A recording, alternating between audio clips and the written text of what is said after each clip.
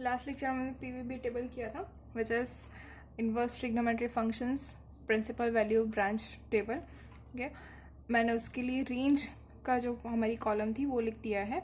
Inverse trigonometry function से sine inverse, cos inverse, tan inverse, cot inverse, sec inverse and cosec inverse. उनकी range कैसी है? Sine inverse की है -π/2 to π/2। हमने देखा था साइन, टेन और कॉसेक, उन तीनों में -π/2 to π/2 आता है और कॉसेक में -0 भी होता है। फिर कॉस, कॉट और सेक, इन तीनों में 0 to π आता है। क्योंकि ये हमने याद कैसे रखना है ये हमने लास्ट लेक्चर में कर लिया है। तो अब इसके ऊपर से हम एग्जाम्पल्स में जाएंगे। तो फर्स्ट वन है, हमें फाइंड करनी है सभी की रेंज। ओके, तो फर्स्ट वन है साइन इनवर्स √3/2। इसकी वैल्यू क्या होगी ये हमें पता करना है। ओके, तो let us take sine inverse √3/2 is equals to theta. Okay, तो इसके ऊपर से हम लिख सकते हैं √3/2 is equals to sine theta. Okay, अब साइन थीटा की वैल्यू √3/2 कहाँ पे होती है? We know that sine π/3 is equals to sine theta. इसके ऊपर से हम लिख सकते हैं थीटा इज इक्वल्स टू π/3। अब ये जो हमारी रेंज है पीवीबी की उसके अंदर होना चाहिए। तो यहाँ पे हमारे पास है theta equals to π/3 which belongs to कि कहाँ पे है, कौन सा फंक्शन है? Sine inverse. तो साइन इनवर्स की रेंज क्या है? -π/2 to π/2 in close bracket. Okay, तो विच बिलोंग्स टू इट। तो ये हमारा आंसर आ गया theta equals to π/3। Okay, second one is sine inverse -√3/2। इसको भी हम थीटा ले लेते हैं तो क्या मिलेगा? -√3/2 is equals to sine theta. अब -√3/2 कहाँ पे होगा? -π/3 के ऊपर, राइट। तो इसके ऊपर से हम लिख सकते हैं theta equals to -π/3 which also belongs to -π/2 to π/2। ये उसके बीच में होना चाहिए, अदरवाइज -π/3 नहीं आता हमारा आंसर। थर्ड एग्जाम्पल के ऊपर जाते हैं विच इज कॉस इनवर्स -1/√2। तो इसके इक्वल्स टू भी हम थीटा ले लेते हैं। तो we have -1/√2 is equals to cos theta. कि -1/√2 इक्वल्स टू कॉस थीटा है। तो -1/√2 कहाँ पे आएगा? कि तो π/4 के ऊपर, लेकिन π/4 के ऊपर -1/√2 नहीं आता है, 1/√2 आता है। तो हम जाएंगे -π/4 के ऊपर। यहाँ पे हमने -π/3 लिया था, वैसे ही -π/4 के ऊपर। लेकिन -π/4 मतलब वो आता है फोर्थ क्वाड्रेंट में। ओके, और कॉस इनवर्स की रेंज क्या है? 0 to π। 0 to पाई मतलब फर्स्ट और सेकेंड क्वाड्रेंट। तो फोर्थ क्वाड्रेंट तो हमारे अंदर है ही नहीं, तो हमें फोर्थ क्वाड्रेंट नहीं लेना है। तो इसको हम ऐसे भी लिख सकते हैं। अब सेकेंड क्वाड्रेंट में भी तो कॉस नेगेटिव है और सेकेंड क्वाड्रेंट हमारे अंदर है, तो इसको हम ऐसे लिख सकते हैं cos π - π/4 equals to cos theta. Okay, now we know that cos π - π/4 is cos π/4। Okay, तो and π - π/4 is 3π/4 is equals to theta. तो हमें यहाँ पे थीटा की वैल्यू मिल गई। Hopefully you all are getting it. Fourth one है साइन इनवर्स ऑफ cos 3π/4।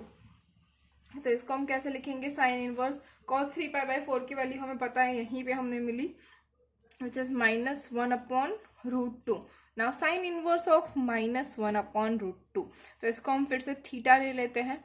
कि थीटा ले लिया तो साइन की वैल्यू -1/√2 कहाँ पे मिलेगी? -π/4 के ऊपर। कि तो sine inverse -π/4 is equals to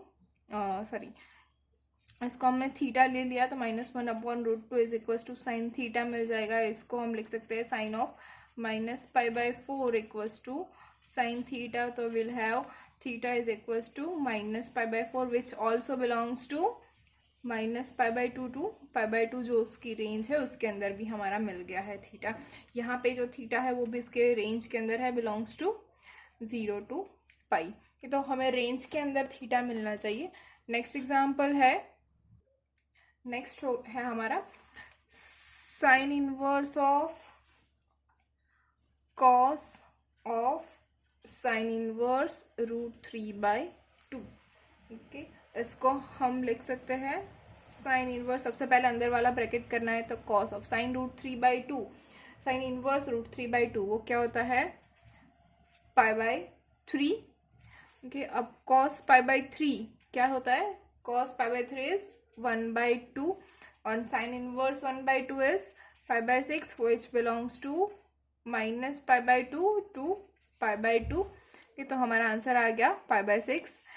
and sixth one is tan inverse of sin minus pi by 2 which is equals to tan inverse. पहले ब्रैकेट ओपन करेंगे. sin minus pi by 2 is -1. इसके इक्वल्स टू हम theta ले लेते हैं तो फिर से हमें क्या मिलेगा? -1 is equals to tan theta.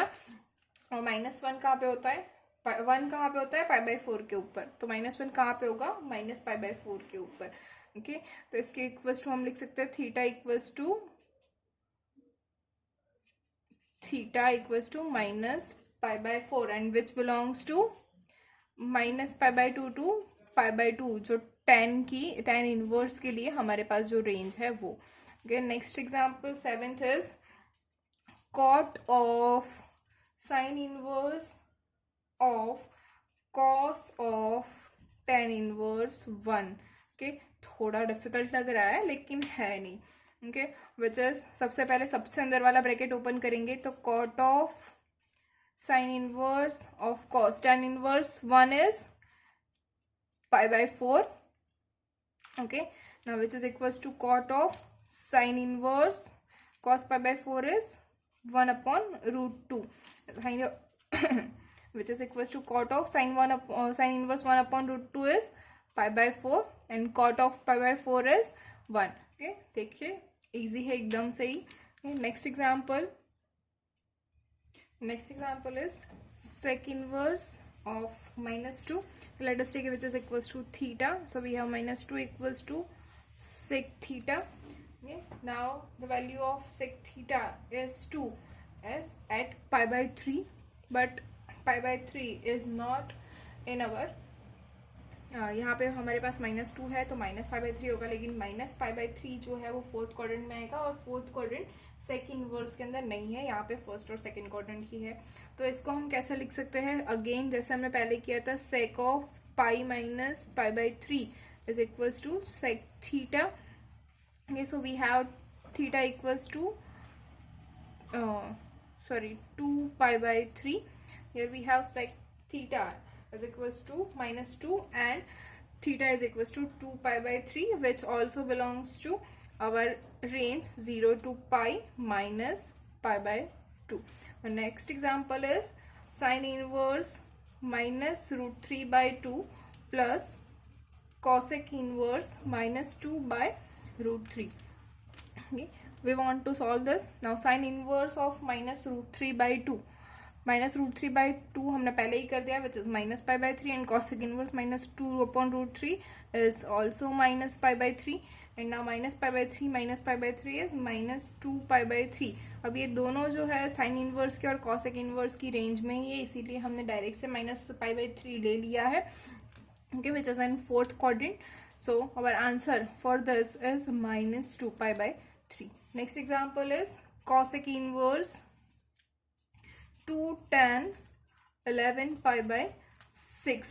okay, first of all we'll open the bracket, solve the bracket. 2 tan 11 pi by 6, tan 11 pi by 6 अगर हमें नहीं पता है तो we can write it as 2 pi minus pi by 6 which is 11 pi by 6.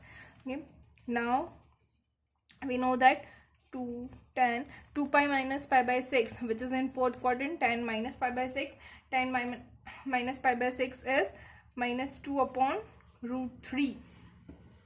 okay,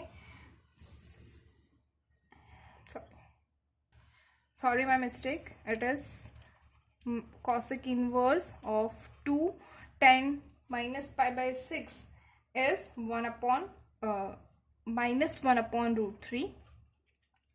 okay, so we have cosec inverse -2 by root 3 and cosec inverse minus root 2 upon root 3. let us take which is equals to theta. so now what we have? Cosec inverse. so what we have? Cosec theta is equals to -2 upon root 3 which is equals to cosec pi by 3, or we can say it cosec minus pi by 3, and cosec minus pi by 3 is minus 2 upon root 3. So hence we have theta is equals to minus pi by 3, which also belongs to in our range, which is minus pi by 2 to pi by 2. Next example is cot inverse tan 3 pi by 4.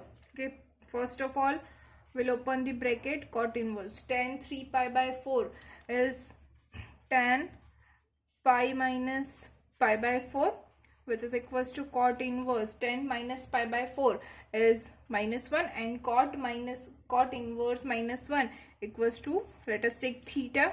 So we have minus 1 equals to cot theta. Okay, and the value of theta is, okay, cot theta minus 1 कहाँ पे होता है, minus pi by 4 के ऊपर, लेकिन minus pi by 4 फिर से हमारे पास फोर्थ क्वाड्रेंट में आ जाएगा, और फोर्थ क्वाड्रेंट हमारे रेंज में नहीं है. ओके, तो हम क्या लिख सकते हैं, cot pi minus pi by 4. Whenever we don't have the fourth quadrant, तो हमें यही लिख लेना है पाई माइनस पाई बाय 4, क्योंकि सेकेंड क्वाड्रेंट के अंदर सिर्फ और सिर्फ साइन पॉजिटिव है.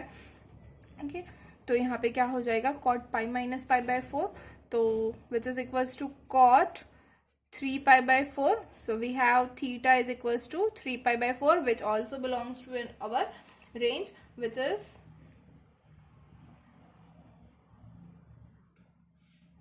0 to pi.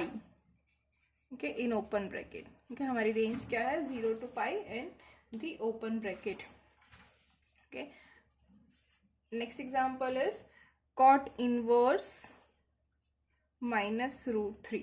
ये हमें फाइंड करना है, तो let us take first again theta. So we have cot theta is equals to minus root 3. Theta की कौन सी वैल्यू के लिए रूट 3 आता है, तो हमें पता है for pi by 6, cot pi by 6 हमारे पास होता है root 3.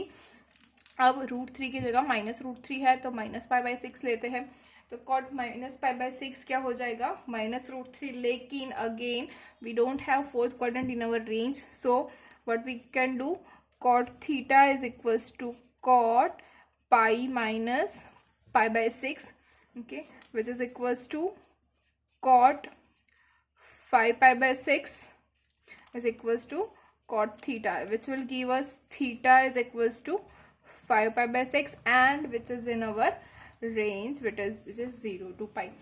Hopefully students you are getting how to find the range of the function of the inverse trigonometric function.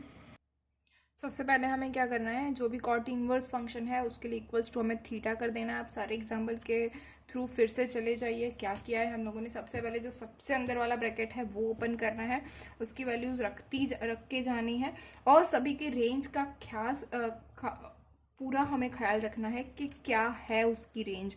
ये रेंज के बाहर नहीं होना चाहिए. हम फिर से याद कर लेते हैं जो मैंने कल लास्ट लेक्चर में भी करवाया था.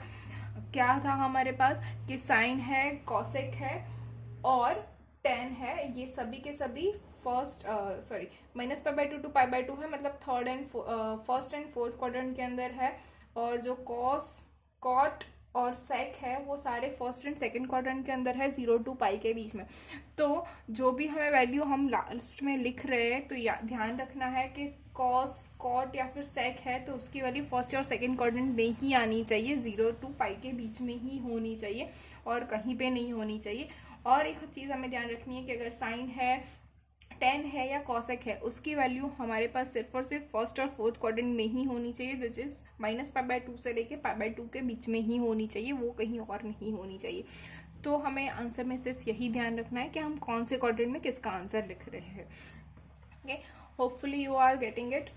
If you have any query, you can comment below. Thank you.